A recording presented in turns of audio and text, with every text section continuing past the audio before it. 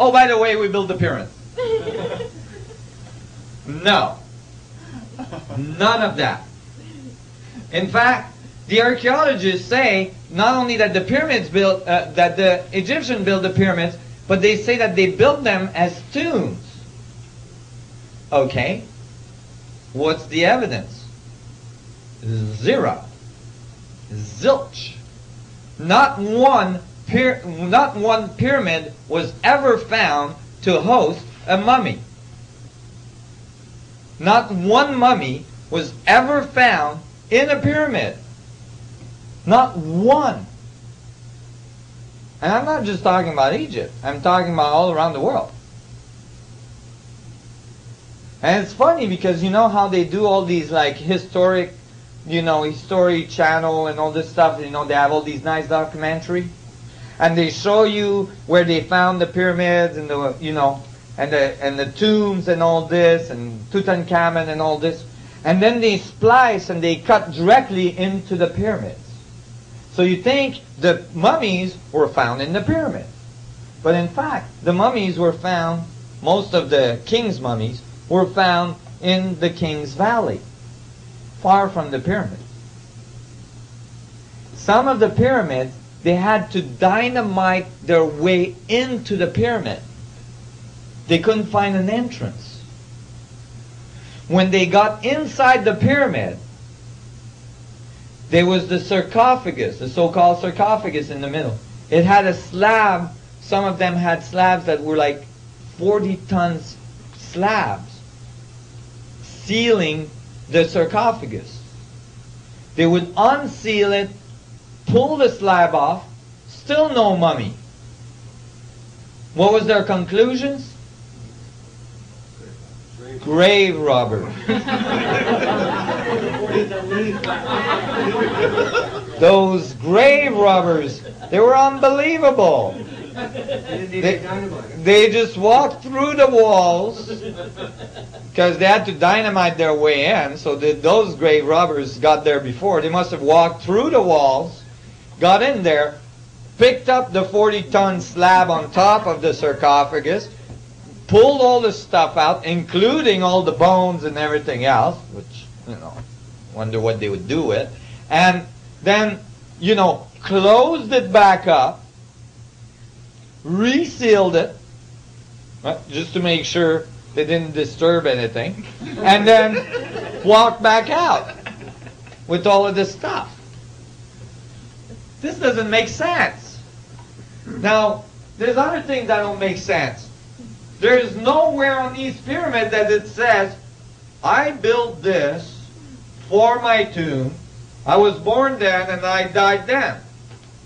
You think if you build such a great monument, at least you put your name on it. There's no hieroglyphs inside the pyramid.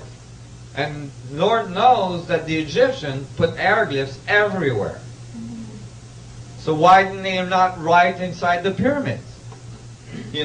So those are all huge contradiction to the concept that the Egyptians or the Mayans or the Incas or the Chinese or so on built their pyramids. That's all logical. Pyramids were not tombs. Pyramids were not built by Egyptians. No Egyptian text talks about the Egyptian building the pyramids. The texts do talk about monuments, enormous monuments being built. And who they say built them was the sun god. The Mayans, the Incas, the Chinese, the Japanese, all cultures that have these buildings, none of them say we built it. All of them say the sun gods taught us how to build, how to talk, how to write, how to do all this stuff. This is an ancient symbol that was found on a granite pillar in Abydos, Egypt, in a temple called the Osirian Temple. Why is it that this object, this drawing, which is on the 100-ton pink pillar in the middle of that temple is not in any picture books or history books anywhere or archaeological books anywhere. It took me 10 years of research to go through all the books that were written on the Osirian temple, from the first papers that were published from the archaeologists that found the temple to eventually, all the papers and the books that were written. None of them had this picture in it. The way I got this picture is that a friend of mine went out there and took it. Okay? Why is it that this picture is not in there? I'll tell you why. Because this graphic is not carved into the rock.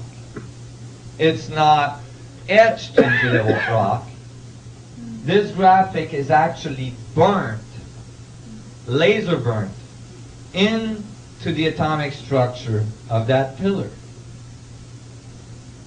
Now when you think of ancient civilization 5,000 years ago, you don't expect them to be doing laser burn on, hard surfaces at high levels of accuracy.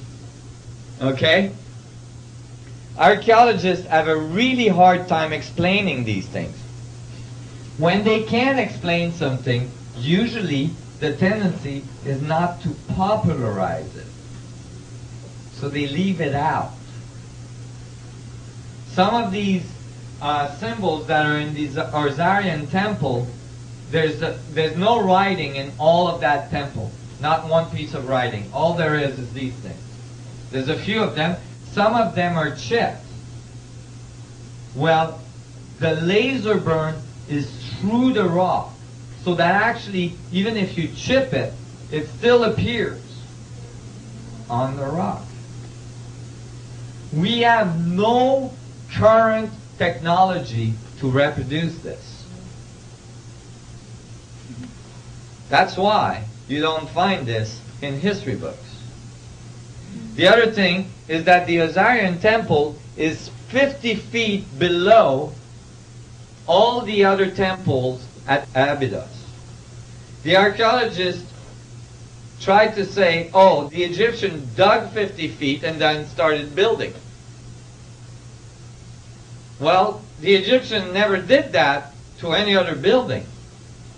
And actually, when the geologists went there, they went, no, that's not the case. The building was there and sedimentation piled up beside it. Well, when they calculate how long it would take to get 50 feet of sedimentation,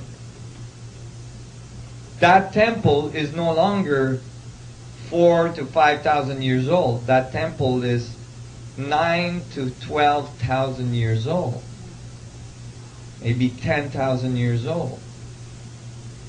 That's why archaeologists really don't like that temple. In fact, they very rarely discuss it. The Sphinx. Most people think that the Sphinx is built. The Sphinx is not built. The Sphinx was carved.